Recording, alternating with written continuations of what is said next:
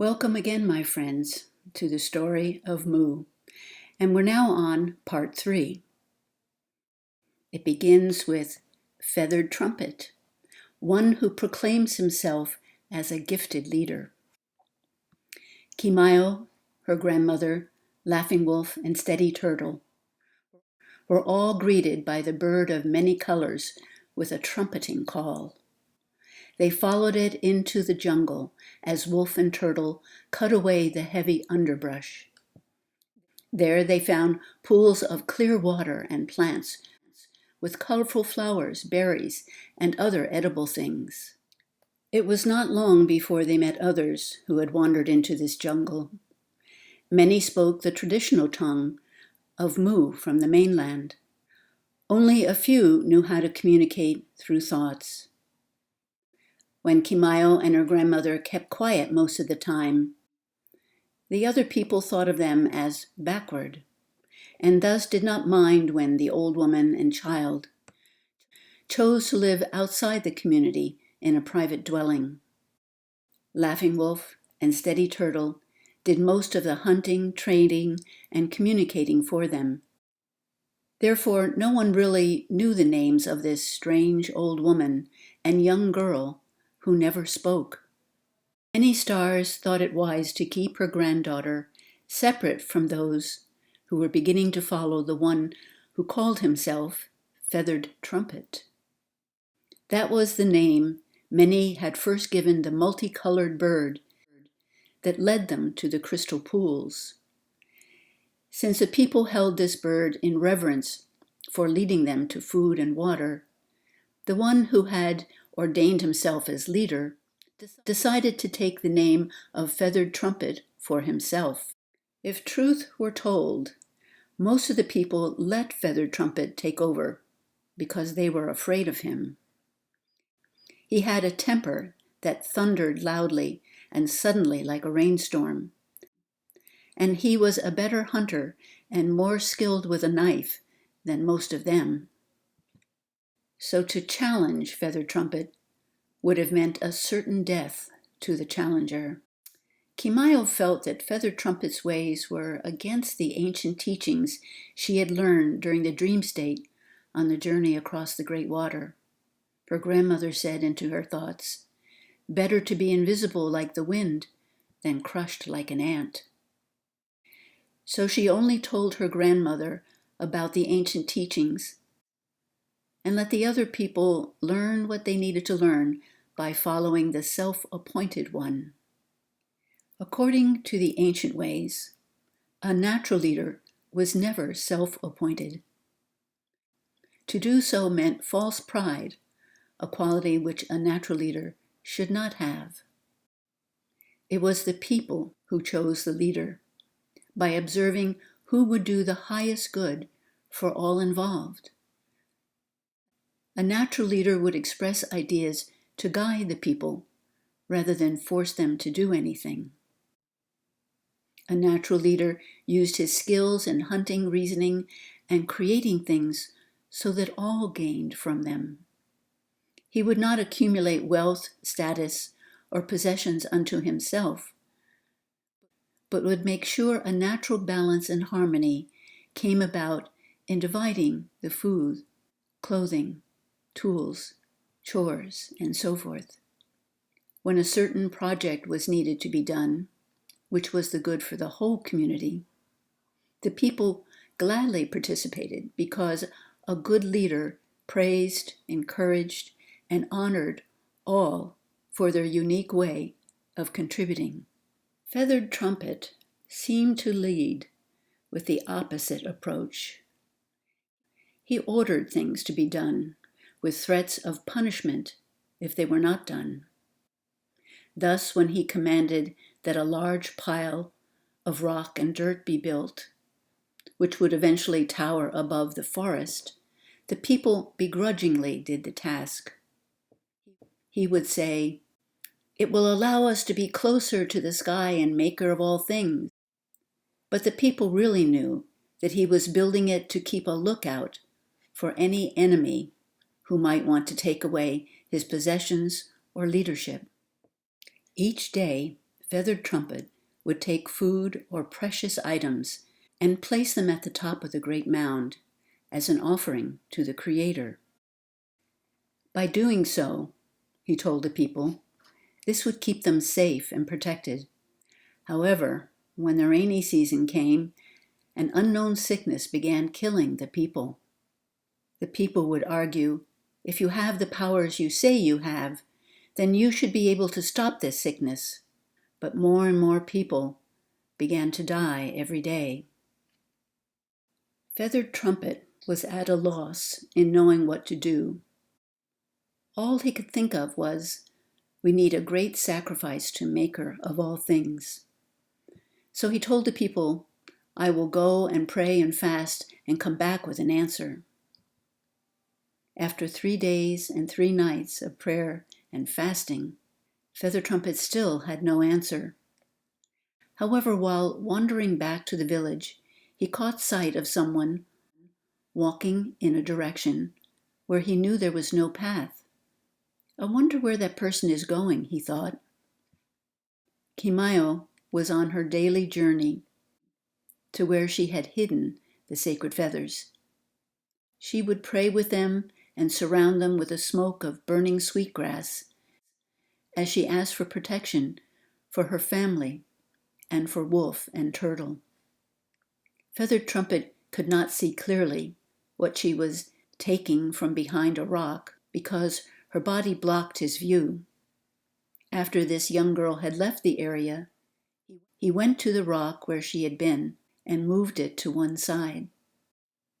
His heart laughed with joy and delight as he recognized the sacred feathers that Sacred One had taken with him to an unknown island with a group of people. Ever since that day, the mainland of Mu had suffered terrible chaos. The people had fights and accidents, and many died or lost their faith. But now that he, Feathered Trumpet, had this sacred feather and treasure, all good things would return to the people, and the unknown sickness would end in this new land, he assured himself. He would have to find out who that young girl was, and perhaps use her when they gave a sacrifice to the powers that be. Yes, that was it, he reasoned. One of their own people would be the greatest sacrifice they had ever made. A sacrifice, plus the sacred feathers, will surely turn things in my favor, he decided.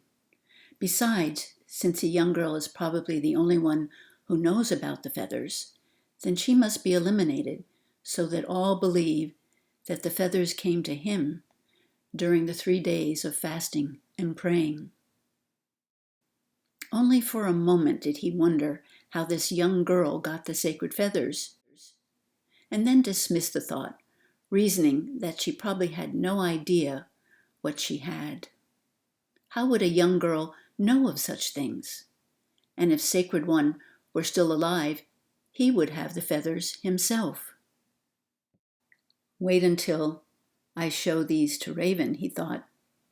She has always been interested in things of power. That is why she chose me, the one who took power over the people. She will have to show me much pleasure to touch these. With these final thoughts, Feathered Trumpet returned home, feeling proud and triumphant.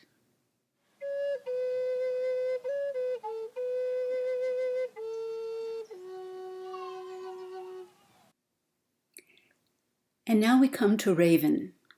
In her native tongue, her name meant one who uses power for their own gain. And the story goes like this. When Feathered Trumpet placed the sacred feathers on the bed before her, Raven didn't know whether to laugh or cry. She looked down at the scar on her hand, which she received the last time she laid eyes on these very feathers.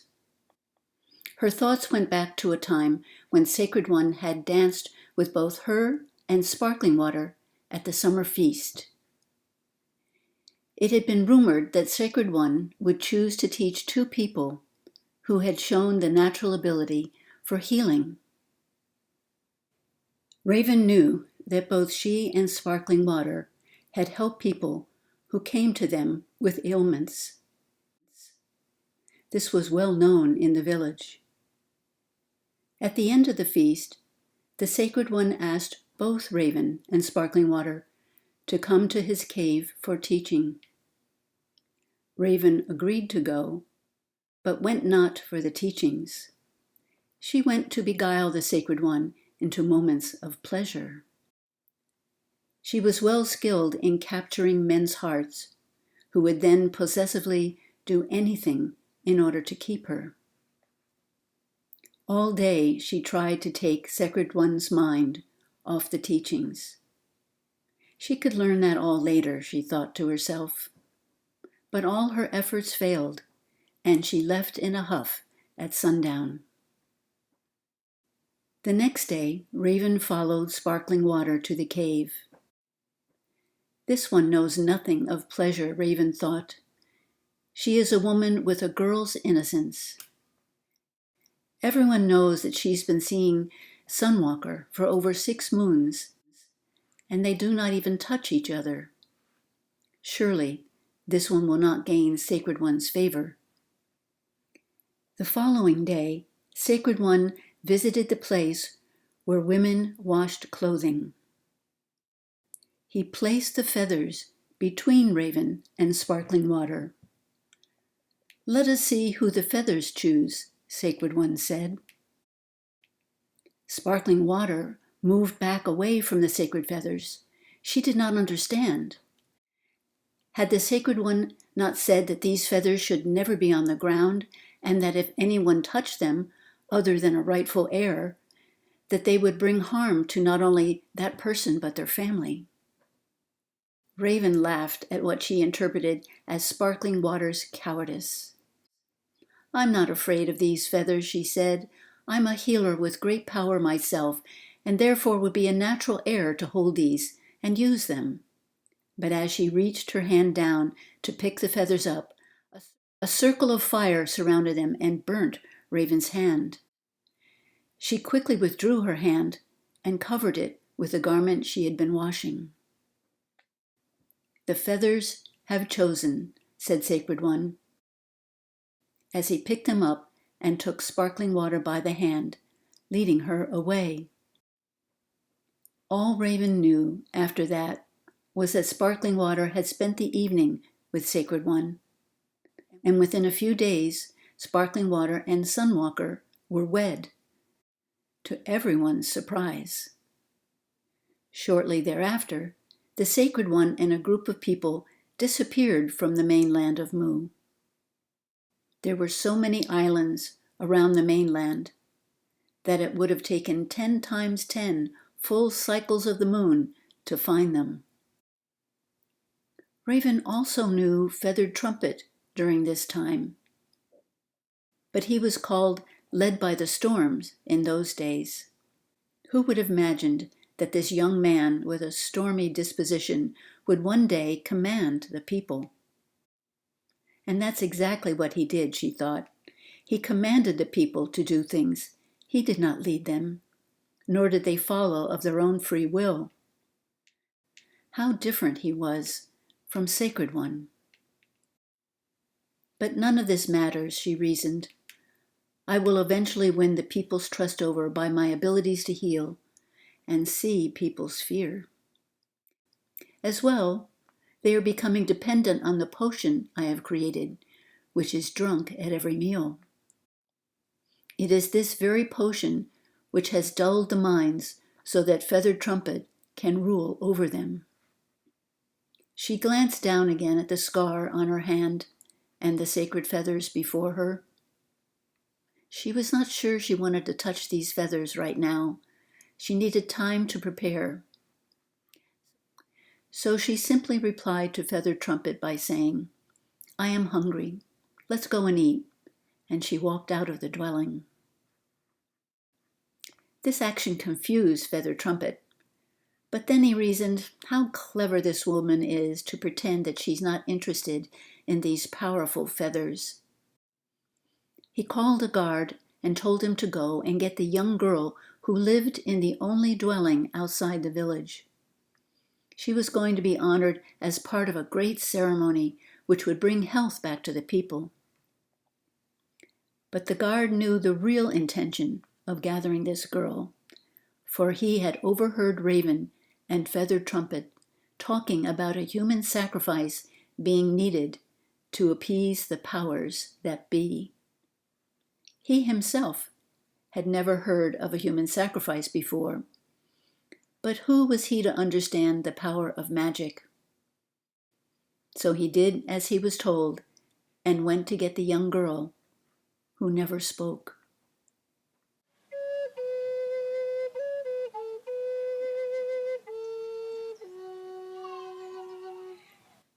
So now we will hear the perspective of Many Stars. And in her native tongue, her name meant one who communes with the ancestors. Many Stars squawked out words of protest from a mouth and throat which rarely spoke. She and her granddaughter understood each other perfectly without the need for words. Thus they rarely talked out loud. Immediately upon the arrival of the guard, Many Stars discerned from his heart that the so-called sacred ceremony, which was supposed to honor her granddaughter, would actually bring danger to Keymyu. Both Laughing Wolf and Steady Turtle were away on a hunting trip that day. No one had bothered their private dwelling before, so why would this guard want to take Keymyu away now? Keymyu vaguely saw the picture of something long and tall in the guard's mind as she struggled to release herself and run to the safety of her grandmother's arms. But the guard held fast and jerked her away from the doorway and out down the path back to the village. Keymyu suddenly understood what she was seeing in the guard's mind: the feathers. She projected these thoughts back to her grandmother. "Grandmother, go see if the feathers are still in their hiding place." Her grandmother choked in horror and quickly ran down the path to where the sacred feathers were hidden. Seeing that they were gone, she decided to follow the guard and her granddaughter. All the way there, she put out a distress call mentally to Wolf and Turtle. "Great Spirit, please alert anyone who can help us." Many Stars followed the guard to a tent-like dwelling. As she peeked through the slit on the jungle side of the tent, she saw a beautiful woman with long, dark, black hair, stirring some kind of liquid, and then force her granddaughter to drink it. It was all Many Stars could do to keep from screaming out, but the strong guard was also there, and she had no one to help her rescue her granddaughter. Many Stars made sure that no one saw her as various people walked in and out of the tent, bathing, dressing, and preparing Keymyu for some sort of ceremony. Tears filled her eyes as she watched her granddaughter's head droop. Obviously, she had been given something so that she would not protest or run away. When the final time came to take Keymyu to the tall mound of rock and dirt, Many Stars searched the crowd to see if she knew anyone who could help her. But the people's eyes were glazed over, and even when Many Stars recognized people, they did not recognize her in return, but kept mumbling something about a sacrifice to restore the health of the people. As Keymyu was led up the steep steps, she almost fell backwards. Many Stars pressed forward to help her granddaughter's rescue, but that guard at the base of the mound stopped her. "This cannot be happening," Many Stars cried within herself. "This terrible day could not be the destiny of our people. Great ancestors, Please help me.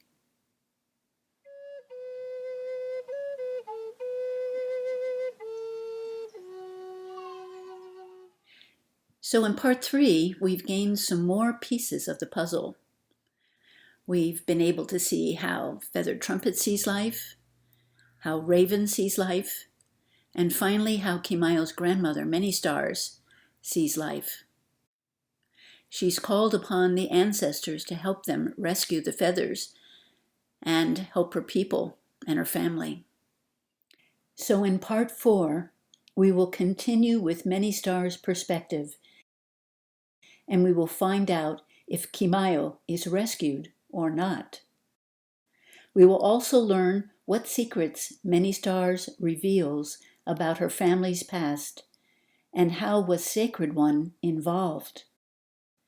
As the story continues, it shows how understanding another person's perspective can help heal relationships.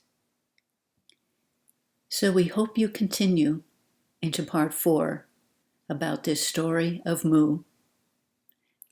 Thank you for leaving thoughtful comments and observations in the comment section below. And also for those of you who pass a link of this story on to friends who might enjoy it. So, until next time, blessings and peace. Namaste.